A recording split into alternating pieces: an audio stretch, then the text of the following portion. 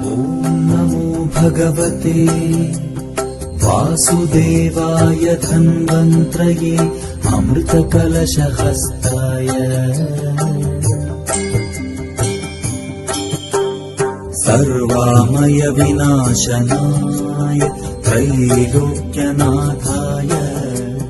श्रीमहाविष्णवे नमः।